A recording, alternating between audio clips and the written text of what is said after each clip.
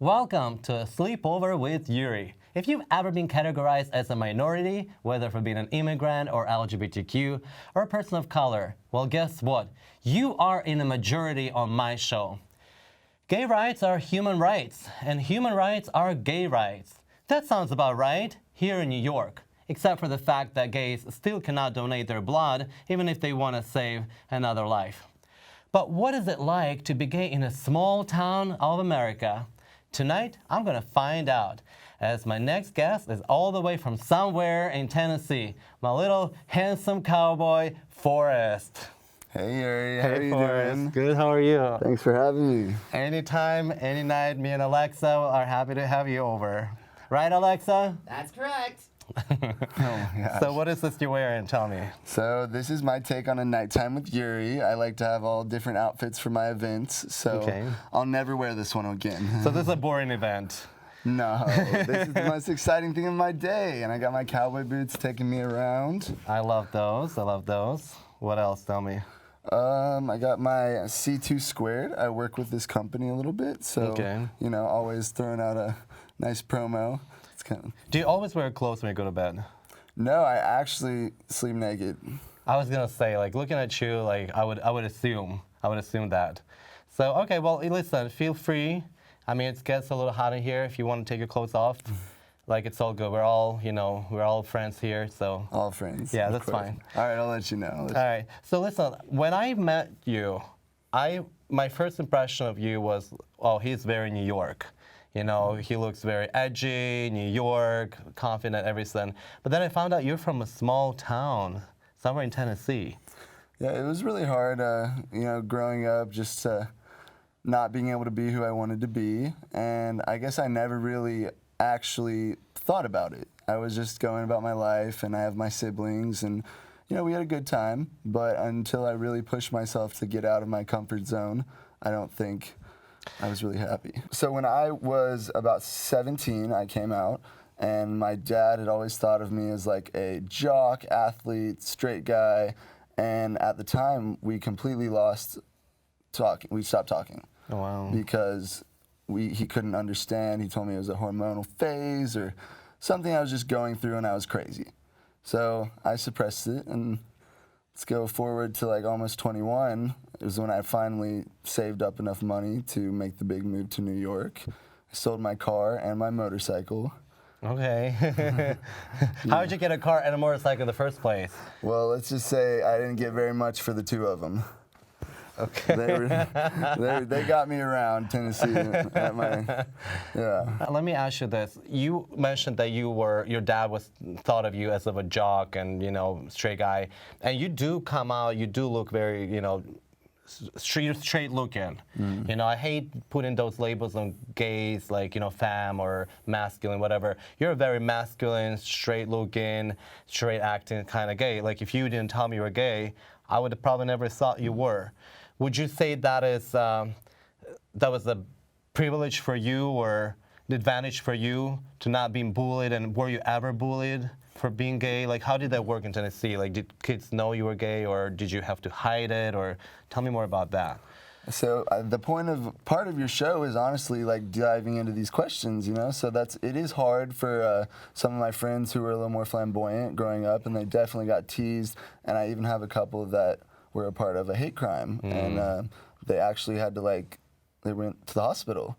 But I really do see it as somewhat of a little easier to live in where I did because I could hide it. But I mean, I had a lot of girlfriends, and by coming out, I had a lot of sexual girlfriends, but I actually mean I just like vibed with girls more growing up, and you know, I guess that is an indicator that the straight boys want to pick on you, or so maybe a little bit. But honestly, I have always prided myself in sticking up for myself, and you know, I box a little bit. But did you have to stick up for yourself, though? Yeah, I mean, there's always going to be times where there's like a very country man or like someone with very backwoods views who just sees man and woman only, and they don't accept anything outside of that box, which, you know, is just a case of not wanting to expand your views, I guess, or something like that.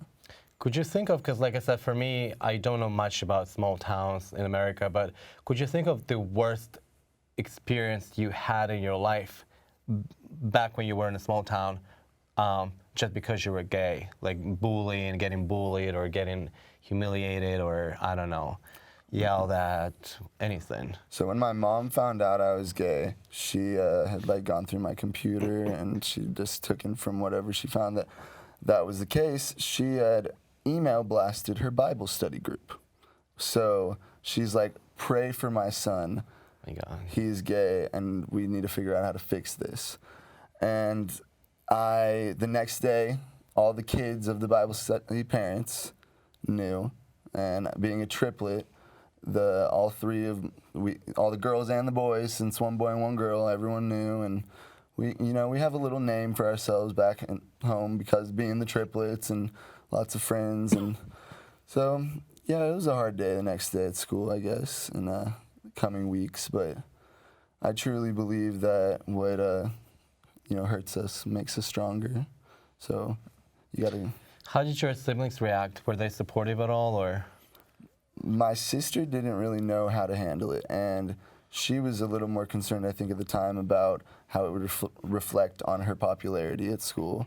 And my brother thought it was appalling. He just was like, there's no way I can even have this brother that's like this. And I honestly got more girls than him at the time. Like, I hated, like, it was just fun. Yeah, so I was having these girls coming up to me and stuff, but I was not exactly into it.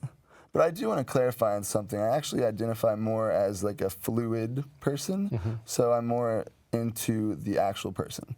So it doesn't have to be me specifically, but I think everyone should be more fluid and be more open to meeting people instead of their gender or sexuality.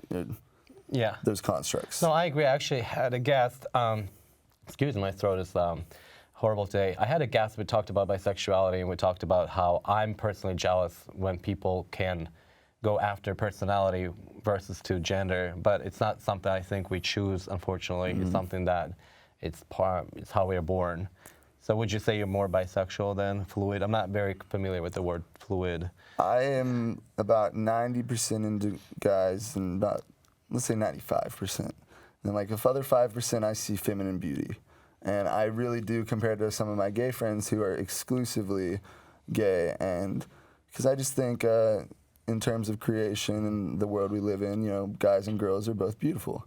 And I mean, in every shape and form. And I do promote a healthy lifestyle and a certain way to go about that. But everyone is unique and amazing. Yeah. I mean, I agree with you absolutely. And I wish I was, more fluid or anything, but, it is what it is. Before I do want to talk to you about what you do now and, all your health stuff and beauty, I kind of just want to ask you one more thing. So when you came out to your mom, you said basically the whole school found out the next day. How did your friends react? How did your life change after that? From going from not being openly gay to being openly gay in a small town America.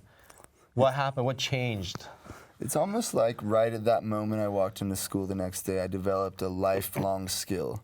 And that was honestly to not care about what anyone really thought. Obviously, everyone still has their stuff, but I really go about life focusing on myself. And if other people don't agree with that, then get out of the way. And I don't have time to stop and explain to you why I'm doing what I'm doing, because I have to do it. And that's just like, everyone has a certain responsibility to do what they want. And just in this life, the name of my clothing line, Forrest Brevity, and my brand is all about the brevity of life and how it can flash in the blink of an eye, or it can be something you want to manipulate into your perfect fantasy or your dream, or the chase for the American dream, but chase for the dream of the world. So you already mentioned a couple of times the clothing line, and I'll ask you more about that. I want to know what you do now, career-wise, and however, to get to there where you are now, I'm just trying to get a better idea. So that day when you came out, the following day, did you ever get bullied? Do you ever feel like you were in danger, or any situation after that? Like what happened to you? Like what exactly happened and changed in your life? I never felt like I was in danger. More like in the social media age that I've grown up in, there was just a lot of judgment. Okay. More stuff that I saw online and friend groups. I guess going to school, yeah, there was definitely a stigma. But I mean, if I knew back then that would never even, I would never think of it again once I got to where I wanted, like to New York. I mean, I don't care what the group of girls in high school thought of me because I was gay. Or that now I'm. But what about a group of guys? Were you ever bullied? It was hard because I did the decathlon throughout high school, and I actually went to the Junior Olympics. And, you know, you just got to keep by yourself, too. That's another thing. I mean, you make friends, and it's always nice when you meet a nice guy, a straight guy that wants to be your friend because he wants to be your friend, you know, and not worrying about anything, you know. We're friends. Did you lose any friends after you came out? Oh, yeah. So me and my brother, being the triplet, we had about all the same friends. And when I came out, they'd still come over for him, and everyone knew me, so no one could really disrespect me to my face in my own home. But yeah, people go different ways, and when they see that you're not going the way they're going, I don't know. Some people it upsets them. Yeah, I had a very similar experience, to be honest. I was growing up, but just wanted to know how you cope with that. And I liked everything you said. I wish I had that when I was younger. I wish I had that confidence in me when I was your age. And I absolutely loved what you said about it's not your business, and you don't care what a group of girls in high school Literally. thought of you. And now that I'm looking back, it's like, why do you even care that what high school kids thought of me? So I bet they didn't think you were going to have your own talk show. Oh, right? Or I would have Forrest on my talk show. That's even better. So listen, now I know that the reason I wanted to have a sleepover with you because I honestly admire you. I think you're so outgoing and spoken and driven, and you want all the good things in life. And I even compared you to Kylie Jenner. Oh my God, you did. Yes. So you have a lot. You're like building your own empire. So let's talk about that. What you're doing, what's your career looking like now, like how you're surviving in New York. So, you know, you lay it one brick at a time, I guess. And Okay. when you're starting to lay the bricks, you can't really see the house. And that was like me in the first couple months I was here. I was just like scraping for whatever grip I could find on the city and how it was going to control my happiness in my life and my desires. And being gay, you know, I've been looking for a partner, someone to like share stuff with for a while now. Who knows? Maybe after this we'll. What stuff? What do we want to share with? Are we talking real estate here, or how much money we're talking about? I'm looking for an intimate relationship with a nice guy that can take care of himself, and you know, I have my own stuff going on, so I need them to have their own stuff going on too, and hopefully some of it can merge. All right, this is not a dating app, by the way, so we don't need to talk about that. So what exactly, like, are you doing? What do you have to offer, like, to potential partners? So in the mornings, well, actually, just throughout the day, I train private clients. Okay. And then about how... So you're a trainer. So if someone wants to train and have a body like yours, they can contact you. They can look me up on Instagram. What's your Instagram? It's at Forrest with 2 R's, Brevity. So Forrest Brevity. We'll have that written I love at the it. bottom. All right, so hit you up on Instagram and train with you. What else do you do? What else do you offer? So any other services you offer? So I actually am developing a clothing line right now, and my first product is called Flash Pants. So I work with a effervescent neon flashy material, and it's more like a windbreaker material, and when you flash it, it just glows. What exactly do you flash with those pants? Like, what are you trying to flash? Well, we'll get into this next, but Alexa, turn the lights down a little bit. It's late. Sorry, Yuri, we can't do that. Okay, what else? So when I go to the parties I promote and throw in Manhattan, which Halloween just came around town, so I had like 4 last week, and let's just say. Tell me more about that, by the way, because I mean, a lot of gays will probably be watching this show episode, and gays like to party. How do you get into this party scene? How do you, what exactly do you promote, and how do you do that? It sounds crazy, but to get into the party scene, you start going to parties. Okay, And, that's the part that I missed. All right. But yeah, I actually met my first promoter friend in the bathroom at a club in Brooklyn. Okay. And in a private stall, or was it? it was just there was a line, and I was just waiting, and I had just moved here. So my rule when I first moved here was, if you think you should introduce yourself to that person, go do it. Or like, I love it. I'm gonna quote it. If you say it again. if you think you should introduce yourself, you probably should. So. Okay. All right. So I went up to him and I said he had a leather harness on, and he's a cute guy, but not my type. But I complimented his harness because I think a compliment is kind of the window to a human. You can honestly get a lot of things out of someone just by complimenting something on their body, clothing, appearance, facial hair. Like, hey, Yuri, I love your beard. I'm Forrest. Hi. Thank you. I'm Yuri. Nice to meet you. What do you want from me? Exactly. What do you want from me?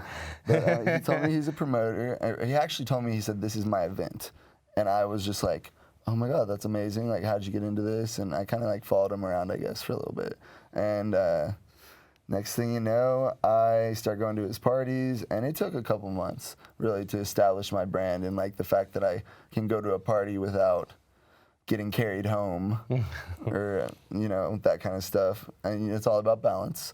But eventually, my Instagram was growing, and I just got asked to do a story post for something. And I did that, and I brought about 15 people in the door that night. And then the next time I did it again, it was about 20, 25. My cap so far has been 30. But so we're just going to grow from there. You know, maybe like my own company one day to throw the parties myself instead of promoting. Like a band planner and stuff. Yeah, but so when I go to the events, I wear my apparel line, and I have some jewelry coming out too. Oh, you have a jewelry line too. So it's all going to be under the Brevity brand. How old are you again? 22 as of July. Like, what am I doing wrong with my life? I mean, it just, I mean, happy for you, obviously, but I guess I'm gonna have to hang around with you more often to learn things. We already established this. You have me on your show. Yeah. Well, okay. Yeah, that's the biggest. So wait, let me just.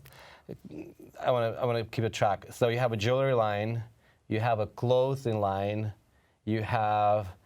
You're a social media influencer. I have sponsors for my Instagram. That's kind of how I keep going. So it's It's just getting better and better for me. And what else? You're a trainer. Mm-hmm, You also model, I think. Yeah, I do some underwear stuff. Well, what kind of underwear do you model? Today I actually had a photo shoot. I did some Garcon, box menswear, just different stuff. I like how I have a underwear model on my couch for a sleepover. And you're like wearing all of this like, I don't know, like the pants, like sweatpants. I mean, really. I can show them what I'm working with. I mean, why not? Yeah, Flash it. Can we see it? Can we have a little going? A little zoom in action. Zoom in action. Can we have some action? Alexa, can you zoom it in, please? I'll try, but Alexa never sounded like that before. I need to get a new battery for Alexa. All right, well, so you flash, okay. So Yeah. so you have 5 things going on for you? And then so the trainer thing is the baseline for everything I do. I would not be able to run around New York doing 5 different jobs every day, all day. I have a dog, I have to run her. So you got to fuel yourself right. And by that, like, I mean more than the food pyramid. I'm talking about like bionutrients and superfood powders and like things that will actually get you above your baseline. So if you're below your baseline, your body is basically deteriorating. And once you get level and you're building your muscle and you're taking care of your body and you're taking your multivitamin and eating right, then you're kind of baseline. But if you are a really hardcore runner, I don't even mean runner, I just mean like New Yorker, then you got to take care of yourself or you're going to break down. So that's a good advice. I do support that healthy lifestyle and exercise and fitness. I see a lot of your videos on Instagram. So please, if you're gonna check him out, the videos are fun.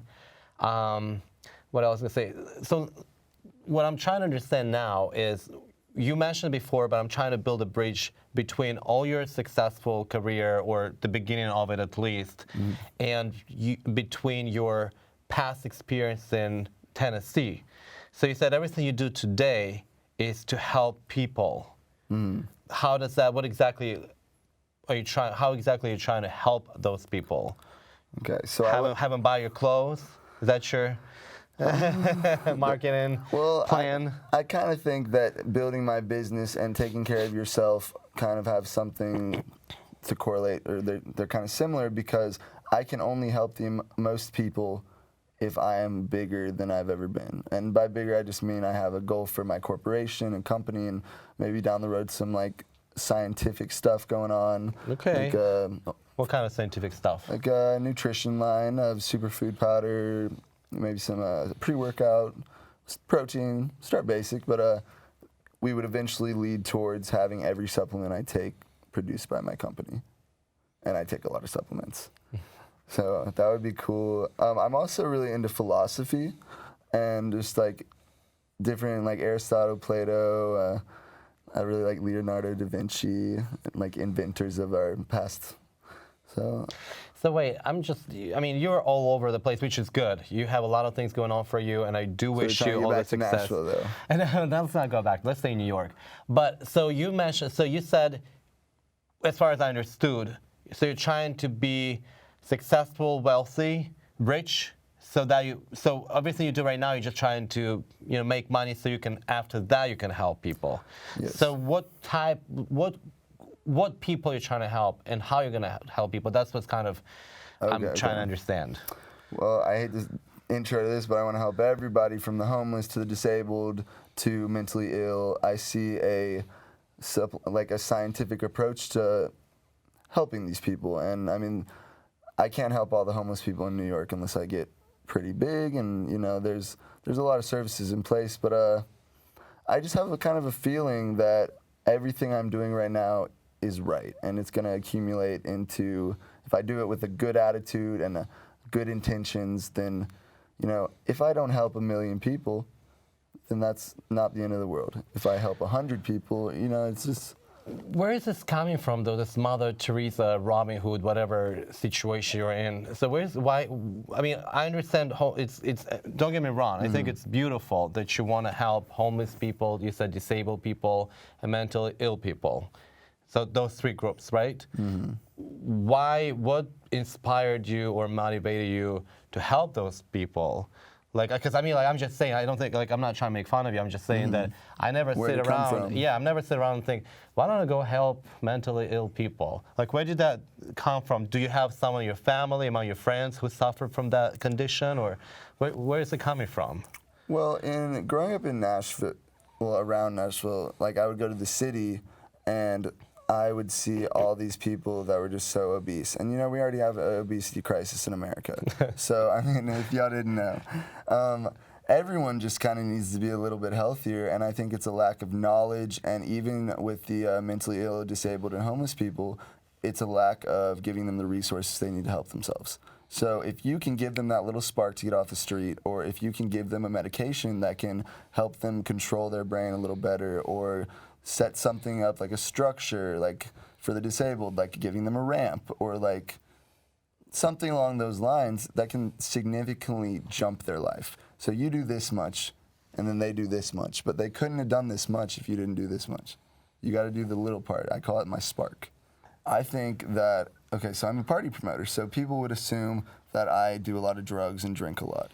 But do you not? I keep my life in check, and I truly believe that you should not let food or alcohol or some kind of drug be the best feeling in your life. You need to have a natural, healthy way to express or to feel. So I do a lot of hot yoga, so stretching, release, and then working out, building muscles. That is another form of stress relief, and just breathing more. So yeah, I kind of.